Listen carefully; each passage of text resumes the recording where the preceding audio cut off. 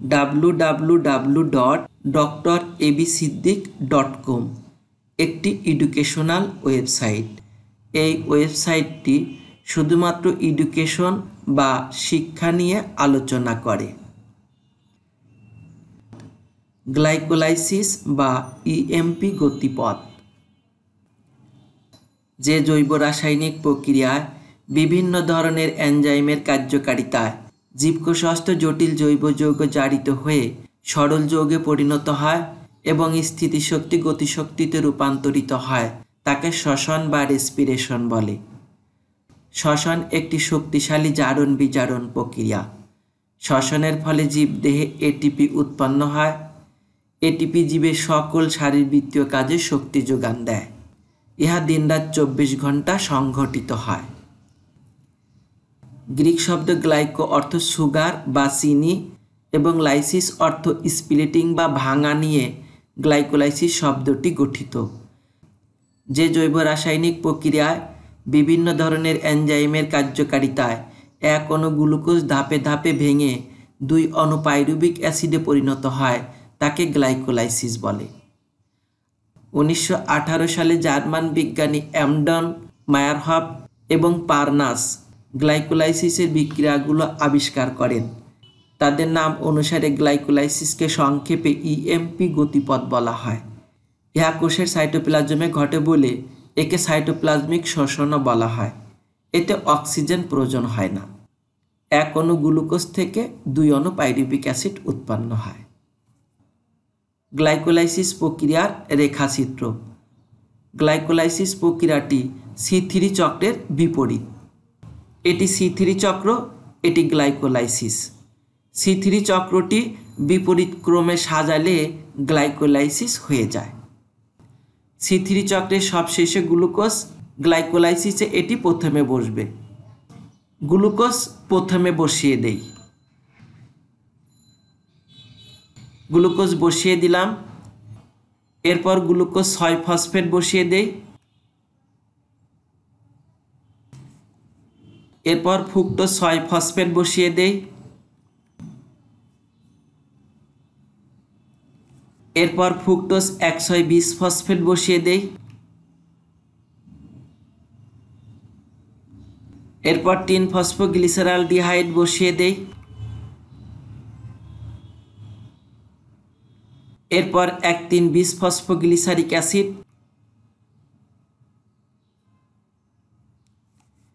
এরপর 3 phosphoglyceric acid.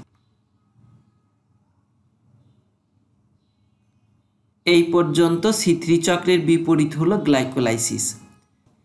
এরপর 2 phosphoglyceric acid, 2 phosphoenol pyruvic acid, pyruvic acid. Glycolysis প্রক্রিয়ায় pyruvic acid উৎপন্ন হয়। এনজাইমগুলো বিপরীত ক্রমে সাজিয়ে দেই। প্রথমে হেক্সোকাইনেস এনজাইম বসিয়ে দেই। এরপর phosphogluco isomerase enzyme, phosphofructokinase enzyme, aldolase kinase enzyme, phosphoglyceraldehyde dehydrogenase enzyme, phosphoglyceric acid kinase enzyme, phosphoglyceromutase enzyme, enolase enzyme, pyruvic acid kinase enzyme. এভাবে বিপরীত ক্রমে সাজিয়েই গ্লাইকোলাইসিস। পরীক্ষার খাতায় গ্লাইকোলাইসিসের রেখাচিত্রটি আঁকতে হবে। 1. হেক্সোকাইনেস এনজাইমের কার্যকারিতায় গ্লুকোজ থেকে গ্লুকোজ 6 ফসফেট উৎপন্ন হয়। 2. ফসফোগ্লুকো আইসোমারেজ এনজাইমের প্রভাবে গ্লুকোজ 6 ফসফেট থেকে ফ্রুক্টোজ 6 ফসফেট উৎপন্ন হয়। 3. ফসফোফ্রুক্টোকাইনেস এনজাইমের কার্যকারিতায় ফ্রুক্টোজ 6 ফসফেট ফ্রুক্টোজ 120 ফসফেটে রূপান্তরিত হয়। 4. অ্যালডোলেস এনজাইমের কার্যকারিতায় ফ্রুক্টোজ 120 ফসফেট হতে 3 ফসফোগ্লিসারালডিহাইড এবং ডাইহাইড্রক্সি অ্যাসিটোন ফসফেট উৎপন্ন হয়। 5 ফসফোগ্লিসারালডিহাইড ডিহাইড্রোজিনেস এনজাইমের প্রভাবে 3 ফসফোগ্লিসারালডিহাইড থেকে 1,3,20 ফসফোগ্লিসারিক অ্যাসিড উৎপন্ন হয়। 6 ফসফোগ্লিসারিক অ্যাসিড কাইনেস এনজাইমের কার্যকারিতায় 1,3,20 ফসফোগ্লিসারিক অ্যাসিড হতে 3 ফসফোগ্লিসারিক অ্যাসিড উৎপন্ন হয়। 7 ফসফোগ্লিসারোমিউটেস এনজাইমের প্রভাবে 3 ফসফোগ্লিসারিক অ্যাসিড 2 ফসফোগ্লিসারিক অ্যাসিডে রূপান্তরিত হয়। 8 ইনোলেস এনজাইমের প্রভাবে 2 ফসফোগ্লিসারিক অ্যাসিড থেকে 2 ফসফোএনল পাইরুবিক অ্যাসিড উৎপন্ন হয়। 9 পাইরুবিক অ্যাসিড কাইনেস এনজাইমের কার্যকারিতায় 2 ফসফোএনল পাইরুবিক অ্যাসিড থেকে পাইরুবিক অ্যাসিড উৎপন্ন হয়।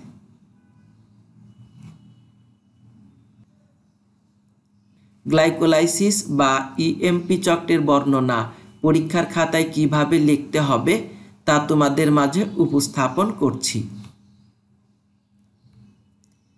1 হেক্সোকাইনেস এনজাইমের কার্যকারিতায় গ্লুকোজ থেকে গ্লুকোজ 6 ফসফেট উৎপন্ন হয়। 2 ফসফোগ্লুকো আইসোমারেজ এনজাইমের প্রভাবে গ্লুকোজ 6 ফসফেট হতে ফ্রুক্টোজ 6 ফসফেট উৎপন্ন হয়। 3 ফসফোফ্রুক্টোকাইনেস এনজাইমের উপস্থিতিতে ফ্রুক্টোজ 6 ফসফেট ফ্রুক্টোজ 120 ফসফেটে পরিণত হয়।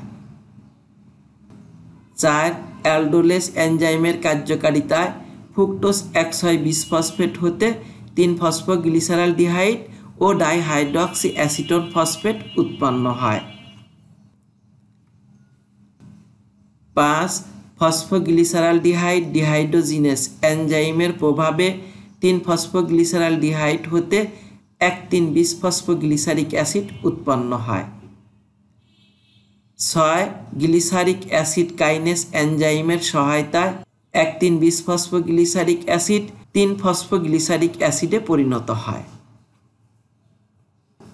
7 ফসফোগ্লিসারোমিউটেস এনজাইমের উপস্থিতিতে 3 ফসফোগ্লিসারিক অ্যাসিড হতে 2 ফসফোগ্লিসারিক অ্যাসিড তৈরি হয়। 8 এনোলেস এনজাইমের কার্যকারিতায় 2 ফসফোগ্লিসারিক অ্যাসিড হতে 2 ফসফোএনল পাইরুবিক অ্যাসিড উৎপন্ন হয়। 9 পাইরুবিক অ্যাসিড কাইনেস এনজাইমের প্রভাবে 2 ফসফোএনল পাইরুবিক অ্যাসিড থেকে পাইরুবিক অ্যাসিড উৎপন্ন হয়।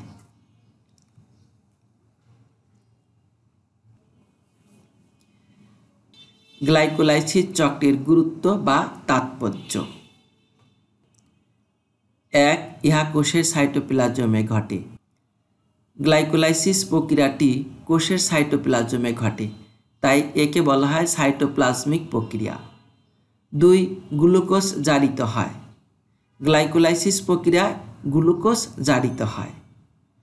3 প্রতি অণু গ্লুকোজ থেকে 2 অণু পাইরুবিক অ্যাসিড উৎপন্ন হয়। গ্লাইকোলাইসিস প্রক্রিয়ায় 1 অণু গ্লুকোজ থেকে 2 অণু পাইরুবিক অ্যাসিড উৎপন্ন হয়। 4 পাইরুবিক অ্যাসিড কেপস চক্রে কাঁচামাল হিসেবে ব্যবহার হয়। গ্লাইকোলাইসিস প্রক্রিয়ায় পাইরুবিক অ্যাসিড উৎপন্ন হয়।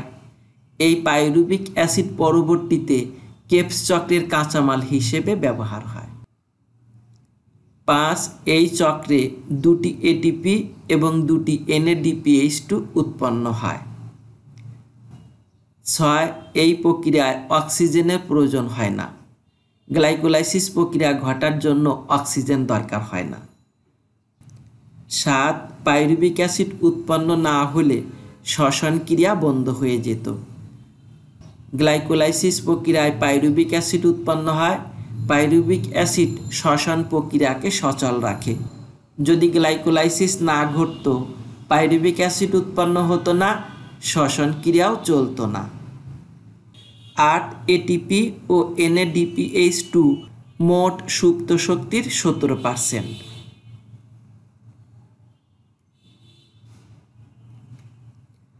ধন্যবাদ সবাইকে।